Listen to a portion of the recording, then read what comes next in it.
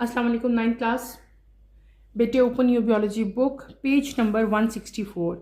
बेटे, हम चैप्टर 10 की एक्सरसाइज कर रहे थे। फर्स्ट क्वेश्चन हमारा था select the correct answer for the following questions. आपके पास क्वेश्चन दिए गए थे और उनके नीचे चार चार ऑप्शन आपको दिए गए थे। आपने करेक्ट ऑप्शन पे टिक मार्क करना था, ठीक है। इसको हम लोग सिंपली MCQs भी कहते हैं और ये आपके पेपर का कंपल्सरी क्वेश्चन है। आपको अटेम्प्ट करना ये होता है, लाजमी है, ये करना ही करना है आपने, ठीक है।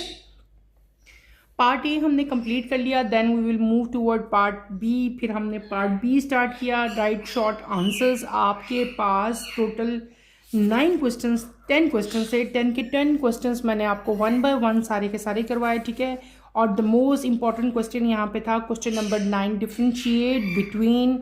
डिफरेंट टाइप आपको चीज़ें दी हुई थी और आपने उनमें क्या लिखने थे, दोनों में डिफरेंसेस नोट करने थे। मैंने आपको 1 बाय 1 सबके डिफरेंसेस बेटे बताए, ठीक है।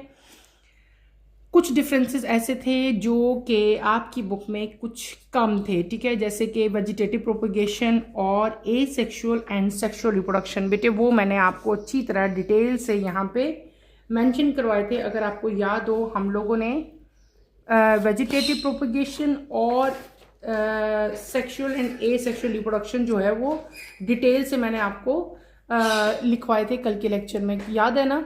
सारे डिफरेंसेस हमने 1 बाय 1 किए थे। कुछ और इंपॉर्टेंट डिफरेंसेस थे, डेट इज स्पोरोफाइट, गेमिटोफाइट, ठीक है, सेल्फ पॉलिनेशन, क्रॉस पॉलिनेशन। ये सारी की सारी 1 बाय 1 मैंने आपको इनसे हम लोग आगे फर्दर जो है वो मूव किया था। तो ये वाला क्वेश्चन जो आपका है, डिफरेंसेस जो हैं ये बहुत ज़्यादा इंपॉर्टेंट हैं। आपने इनको लाजमी जो है वो करना बेटे, इनको चॉइस पे नहीं छोड़ना, ठीक है। डिफरेंसेस आपके पेपर में अक्सर आते हैं, ठीक है, लेकिन ये डिपेंड करता है कि वो कितने मार्क्स के आ रहे हैं, 2 मार्क्स के हैं या 4 मार्क्स के हैं।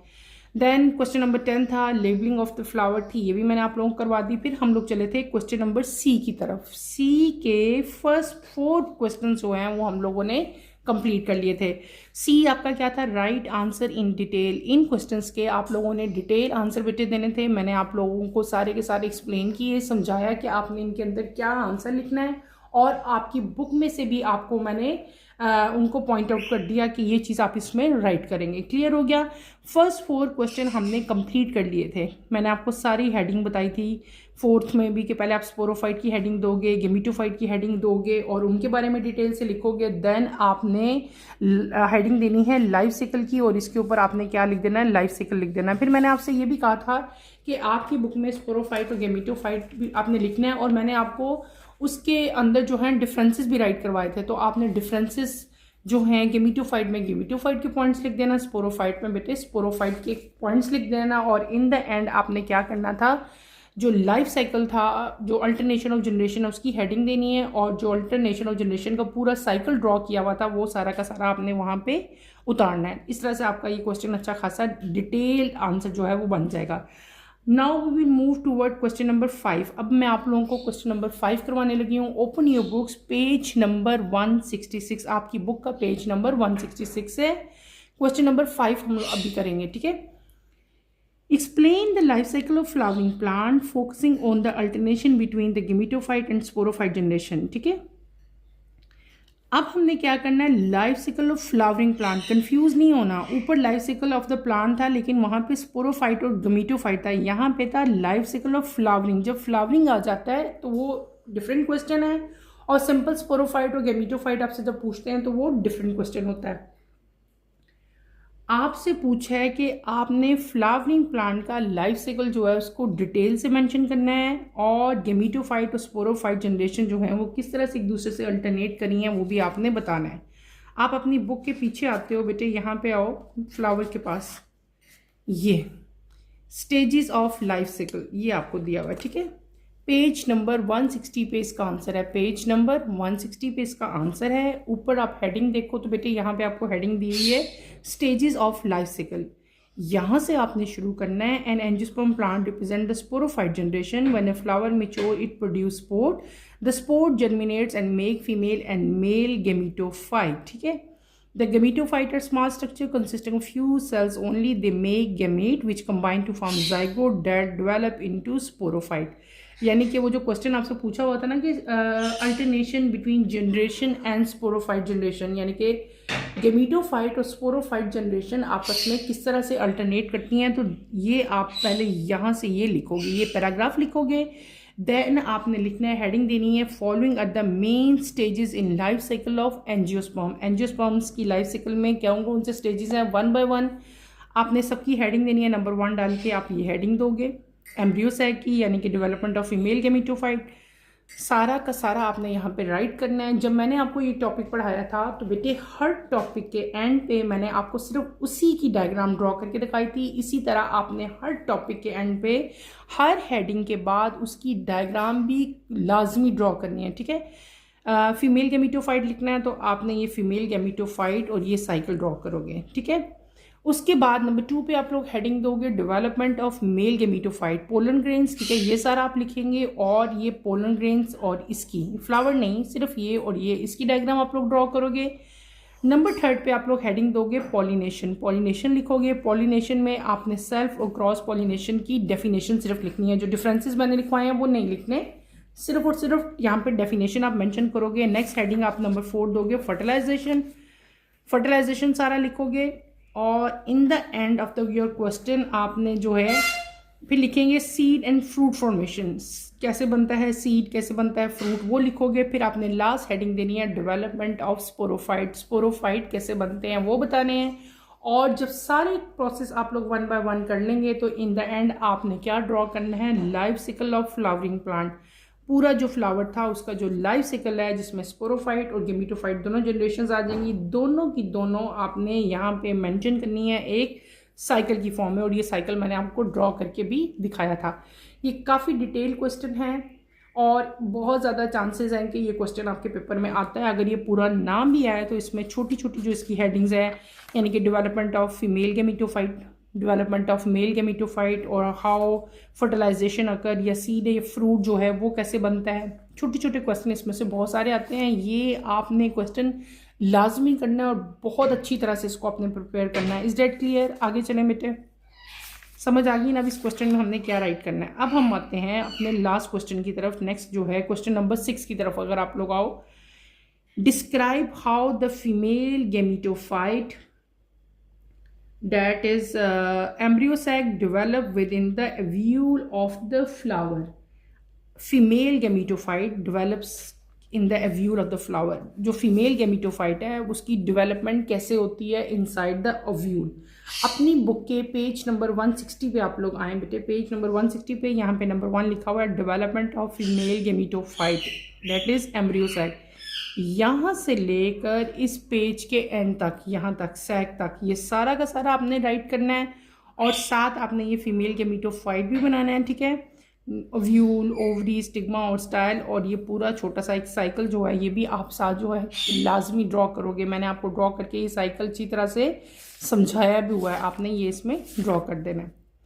क्वेश्चन नंबर जो हमारा सी पार्ट था जो कि था राइट आंसर इन डिटेल्स, जिनके हमने डिटेल आंसर्स करने थे वो भी हमारा कंप्लीट हो गया। Now we will move toward part D. अब हम डी पार्ट करेंगे पेज नंबर 166 पे बेटे, पार्ट डी हम करेंगे। सी हमने कंप्लीट कर लिया, डी की तरफ आप लोग आओ तो वहाँ पे आपको क्वेश्चन दिए गए हैं इंक्यूजिटिव क्वेश्चंस। क्या दिए हुए हैं? इंक्यूजिटिव क्वेश्चंस दिए हुए हैं। ये क्वेश्चन आपने बताने हैं और मैंने आपको उस दिन बताया था कि इन क्वेश्चंस की लेंथ ना तो बहुत ज़्यादा होनी चाहिए ना बहुत शॉर्ट होनी चाहिए। आपका आंसर नॉर्मल आंसर होना चाहिए 5 to 6 लाइन्स का, लेकिन आपने उस चीज़ का रीज़न बताना होता है कि जो भी आपसे क्वेश्चन पूछा है वो वैसे क्यों होता है, उसका रीज़न क्या है, वजह क्या है और कैसे होता है, ठीक है। तो हम पार्ट डी का क्वेश्चन नंबर 1 करते हैं। Why are spores consider an adaptation for survival and harsh environmental condition. Spores को एक अडेप्टेशन क्यों कहा जाता है कि वो हार्श कंडीशन में अपने आप को बेटे जो है वो सर्वाइव कर सकते हैं, ठीक है, अगर वो मतलब स्पोर्ट्स की फॉर्म में हो। तो आपने इसका रीज़न बताना है। सिंपल रीज़न है बेटे, स्पोर्ट जो हैं ये हार्श कंडीशन में सर्वाइव कर लेते हैं, इनके अंदर ऐसी अडेप्टेशन होती है क्योंकि बेटे वो अपने इर्द गिर्द एक थिक वॉल बना लेते हैं। क्या बना लेते हैं? थिक वॉल बना लेते हैं, जिसकी वजह से वो डॉर्मेंट फॉर्म में रहते हैं बहुत ज़्यादा अरसे के लिए। और जितनी भी एक्सट्रीम कंडीशन क्या होती है, बहुत ज़्यादा ठंड हो, बहुत ज़्यादा टेम्परेचर कम हो, बहुत ज़्यादा टेम्परेचर हाई हो, ठीक है, या आपका ड्राउट आ जाए। ड्राउट का मतलब क्या होता है, कहत, कुछ साली, ठीक है, बिल्कुल पानी ख़त्म हो जाए, उसको हम ड्राउट कंडीशन कहते हैं, मॉइस्चर ख़त्म हो जाए। तो जितनी भी एक्सट्रीम कंडीशंस होती हैं उन कंडीशन से अपने आप को स्पोर्ट्स जो हैं वो अपने आप को बचा लेते हैं। किसी भी चीज़ का, किसी भी इन्वायरमेंटल फैक्टर का स्पोर्ट्स के ऊपर कोई भी इम्पैक्ट नहीं होता, ठीक है। यही मेन रीज़न है कि स्पोर्ट जो हैं वो हर तरह की कंडीशन में सही रहते हैं। जब कंडीशन फेवरेबल होती है तो वो अपने इर्द गिर्द से जो उन्होंने थिक एक वॉल सिक्रीट की होती है वो रिमूव कर लेते हैं, और एज ए न्यू प्लांट जो है, एज ए न्यू ऑर्गेनिज्म जो है वो फिर ग्रो करना शुरू कर देते हैं। समझ आ गई ना इसका रीज़न क्या है। अब मैं आपको समझाती हूँ आपने इसमें लिखना क्या है। मैं कोशिश करती हूँ आपको डिक्टेट करवाऊँ, आप लोग मेरे साथ साथ लिखो। हम लिखेंगे spores are consider an adaptation for survival, ठीक है। यहाँ से देखिए लिखोगे फॉर सर्वाइवल इन, ये इन है, in harsh environmental conditions because, अब उसका रीज़न आपने लिखना है, because they have protective outer layer, because they have protective outer layer, उनके इर्द गिर्द एक प्रोटेक्टिव लेयर होती है, can remain dormant for long periods and are resistance to extreme temperature, drought and other environmental stresses, enabling them to survive and germinate when conditions improve।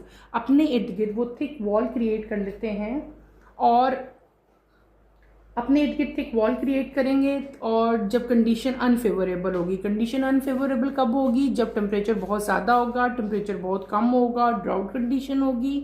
और जब condition favourable होती है, टेम्परेचर नॉर्मल हो जाता है या ड्राउट कंडीशन ख़त्म हो जाती है, तो वो अपने एरिया से जो थिक वॉल थी, जो सिस थी, उसको क्या कर लेते हैं, रिमूव कर लेते हैं। Is that clear? अब आप लोग लिख लोगे, एक दफ़ा दोबारा बता देती हूँ।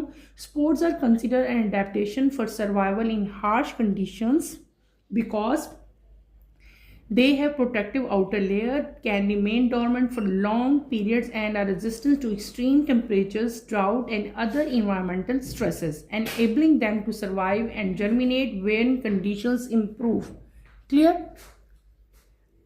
Number 2, how do asexual and sexual reproduction contribute differently to genetic diversity of plant population? ठीक है, ये आपने बताना है कि जो सेक्सुअल और ए सेक्सुअल रिप्रोडक्शन है बेटे, ये जेनेटिक डाइवर्सिटी जो प्लांट की पॉपुलेशन की उसमें किस तरह का रोल जो है वो प्ले करती है। ये हम लोग अब पढ़ेंगे, आप लोग बताओगे। इस क्वेश्चन में आप लोगों ने क्या बताना है, आपने बताना है कि जो ए सेक्सुअल और सेक्सुअल रिप्रोडक्शन है ये डिफरेंटली कंट्रीब्यूट करते हैं toward genetic diversity of plant population. पहले तो आपने ये लिख देना है, sexual and asexual reproduction contribute differently to genetic diversity of plant population. ठीक है, इसी को लिख लोगे इन फॉलोइंग वेज। आपके पास 2 वेज हैं, ठीक है, आपने दोनों की अलग अलग हेडिंग देनी है। पहले आप लोग हेडिंग दे लोगे सेक्सुअल रिप्रोडक्शन, जो मर्जी पहले दे दो। पहले दे देंगे हम हेडिंग ए सेक्सुअल, फिर हम क्या हेडिंग दे लेंगे, सेक्सुअल।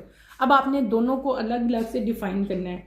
ए सेक्सुअल में आप लोग क्या कह लोगे कि they produce genetically identical offsprings, ठीक है, they limit genetic diversity, allow for rapid propagation, ठीक है, और जो है जो ए सेक्सुअल रिप्रोडक्शन होती है ये वल्नरेबल होते हैं टूवर्ड इन्वायरमेंटल डिजास्टर्स। फिर आप हेडिंग दोगे सेक्सुअल रिप्रोडक्शन की, ठीक है। सेक्सुअल रिप्रोडक्शन में आप उसके बस इंपॉर्टेंस बताओगे आपके सेक्सुअल रिप्रोडक्शन क्या है कि जिसमें 2 पेरेंट्स इन्वॉल्व हैं, वहाँ पे क्या हो रहा है, म्योसिस हो रही है, फर्टिलाइजेशन हो रही है, और सेक्सुअल रिप्रोडक्शन में जो जेनेटिक डाइवर्सिटी होती है बेटे वो भी इंक्रीज हो जाती है, और यहाँ की जो स्पीशीज होती हैं they are resistance to diseases, ठीक है। ये स्लो प्रोसेस, जो सेक्सुअल रिप्रोडक्शन है उनका प्रोसेस होता है, ये स्लो प्रोसेस होता है। ए सेक्सुअल का जो प्रोसेस है वो बहुत ज़्यादा लेंथी होता है। ये प्रोसेस हालांकि स्लो होता है, लेकिन इसमें हमें जेनेटिक वेरिएशन और अडेप्टेबिलिटी देखने को मिलती है। आपने क्या करना है, आपने रिप्रोडक्शन की हेडिंग देनी है, उसके बाद आप क्या करोगे, आप करोगे सेक्सुअल एंड ए सेक्सुअल, ठीक है, दोनों की अलग अलग हेडिंग्स देनी है, और उसके बाद आपने इन दोनों के पॉइंट्स यहाँ पे 1 बाय 1 लिखने हैं। अगर आप लोगों को याद हो ना तो बेटे मैंने आप लोगों को डिफरेंसेस करवाए थे सेक्सुअल और ए सेक्सुअल रिप्रोडक्शन के, या यहाँ पे आप लोग आए। आप लोगों ने, हम क्वेश्चन नंबर 2 कर रहे हैं, मैंने आपको क्या कहा है, आप लोगों ने पहले सिंपल बता देना है कि सेक्सुअल, ये ही लाइन लिख देनी है, sexual and asexual reproduction contribute differently to genetic diversity of plant population. उसके बाद आपने दोनों रिप्रोडक्शंस की हेडिंग देनी है। पहले आप लोग हेडिंग दे लो एसेक्सुअल रिप्रोडक्शन की। यहाँ पे आओ, ये मैंने आप लोगों को लिखवाए थे ना डिफरेंसेस, यही डिफरेंसेस आप लोगों ने लिख देने हैं। एसेक्सुअल रिप्रोडक्शन की हेडिंग दें, देन आप लोग इसको, ये जो मैंने पॉइंट्स आपको लिखवाए हैं, 9 पॉइंट्स लिखवाए हुए हैं बेटे, इन पॉइंट्स को आपने पैराग्राफ की फॉर्म में लिख देना है। Asexual reproduction are uniparental, somatic cells are involved, it involves production of asexual spore, offsprings are genetically similar to parent, the rate of reproduction is faster, there is no fertilization, no mixing of hereditary material, or it requires only one individual. Algae and fungi are common example of asexual reproduction. Clear हो गया? अब आपके पास बना बनाया note जो है, इसका answer आपके पास मौजूद है। फिर नंबर 2 पे आप लोगों ने क्या हेडिंग दे लेनी है, आप लोगों ने हेडिंग दे लेनी है सेक्सुअल रिप्रोडक्शन की। सेक्सुअल रिप्रोडक्शन में आप लोग क्या लिखेंगे, they are biparental, germ cells are involved, it involves formation of fusion of gamete, offsprings are genetically dissimilar, यहाँ पे जो offspring बनते हैं वो dissimilar होते हैं, इसलिए यहाँ पे वेरिएशन आती है हमारे पास, ठीक है। रेट ऑफ रिप्रोडक्शन जो है वो स्लो होगा, फर्टिलाइजेशन टेक प्लेस होगी, यहाँ पे फर्टिलाइजेशन नहीं हो रही थी। Mixing of hereditary material, it requires 2 different individuals, animals and plants are common example that reproduce sexually, ठीक है। आपने ये एसेक्सुअल रिप्रोडक्शन लिखे, उसमें सारे ये चाहे पॉइंट्स वाइज लिख दो, चाहे पैराग्राफ की फॉर्म में लिख लो, इट्स अप टू यू। फिर आपने हेडिंग ले लेनी है सेक्सुअल रिप्रोडक्शन, और सेक्सुअल रिप्रोडक्शन के सारे पॉइंट्स आपने 1 by 1.5 लिख दो, चाहे आप लोग पैराग्राफ की फॉर्म में लिख लो। ये जो कंपैरिजन थे, जो डिफरेंसेस थे बेटे, ये मैं आप लोगों को करवा चुकी हूँ। यही डिफरेंसेस आपने इस क्वेश्चन के आंसर में मेंशन कर देने हैं। क्लियर हो गया? ये हमारा क्वेश्चन हो गया कंप्लीट। अब हम आते हैं अपने लास्ट क्वेश्चन की तरफ। पार्ट डी में आप लोगों को करवा रही हूँ। फर्स्ट 2 क्वेश्चन इसके मैं करवा चुकी हूँ, फर्स्ट 2 करवा चुकी हूँ। अब हमने क्या करना है, थर्ड करना है। थर्ड क्वेश्चन हमारा क्या है, how does the pollen tube facilitate the process of fertilization in flowering plants. Flowering plants के अंदर जो पोलन ट्यूब बनती है वो फर्टिलाइजेशन के प्रोसेस में किस तरह से हेल्प आउट करती है, ये आप बताओगे। अब पीछे आओ, यहाँ पे आपका बना होगा पोलन ट्यूब का लिखा होगा, ठीक है। ये पहले मैं आपको सिंपल समझा देती हूँ कि पोलन ग्रेन जो है वो जब बेटे आपको पता है पोलन ग्रेन्स कहाँ आते हैं, पोलन ग्रेन्स यहाँ पे स्टिग्मा में आते हैं, स्टिग्मा के पास आते हैं ना। पोलन ग्रेन्स जब प्रिपेयर हो जाते हैं तो वो स्टिग्मा में आएंगे, स्टाइल में जाएंगे, ओवरी और ओव्यूल में जाएंगे, देन ही फर्टिलाइजेशन होती है, ठीक है, एग्स की और पोलन ग्रेन्स की। तो जो यहाँ पे जब पोलन ग्रेन स्टिग्मा में आते हैं, क्या मैंने कहा, जब पोलन ग्रेन बेटे स्टिग्मा में आते हैं तो यहाँ पे ट्यूब सेल जो है, यहाँ पे क्या है, ट्यूब सेल, इसी के किसके ट्यूब सेल, पोलन ग्रेन के ट्यूब सेल जो होते हैं वो क्या बना लेते हैं, दे फॉर्म पोलन ट्यूब, वो पोलन ट्यूब बनाएंगी। ये पोलन ट्यूब जो है ये ग्रो करेगी through the stigma and style. यहाँ पे ये पोलन ट्यूब ग्रो करेगी, और ये कहाँ तक ग्रो करेगी, ये ग्रो करेगी ओवरी तक। मैंने क्या कहा, दोबारा सुनो, मैंने कहा पोलन ग्रेन जो है जब स्टिग्मा पे पहुंचते हैं तो यहाँ पे वो एक ट्यूब सेल जो है, वहाँ से ट्यूब सेल एक होता है, ट्यूब सेल जो है वो पोलन ट्यूब बनाता है। पोलन ट्यूब स्टिग्मा से बनना शुरू होती है, कहाँ तक जाती है, ये जाती है आपके ओवरी तक, टूवर्ड ओवरी। और पोलन ट्यूब जो है बेटे वहाँ पे ओव्यूल के अंदर तक जाएगी और माइक्रोपाइल में चली जाएगी। अब पोलन ट्यूब के ज़रिए पोलन जो ग्रेन्स हैं वो ईजीली, पोलन ग्रेन्स कह लो या स्पर्म्स कह लो, वो ईजिली जो है एम्ब्रियो सैक की तरफ, यानी कि एग की तरफ, उसकी वजह से मूव कर जाएंगे। और वहाँ पे क्या होगा कि एग सेल और जो स्पर्म हैं बेटे वो दोनों के दोनों यूनाइट होंगे, प्रोसेस होगा फर्टिलाइजेशन का, और ये डेवलप हो जाएंगे किस में, एक नए सेल में डेवलप हो जाएंगे, जिसको हम लोग क्या कह लेंगे, जाइगोट कह लेंगे, ठीक है। और जाइगोट से फिर आगे आप लोग बताओगे कि जो एक तो जाइगोट बन जाएंगे और बाकी से आपके पास क्या बनता है, एंडोस्पर्म बन जाता है, ठीक है।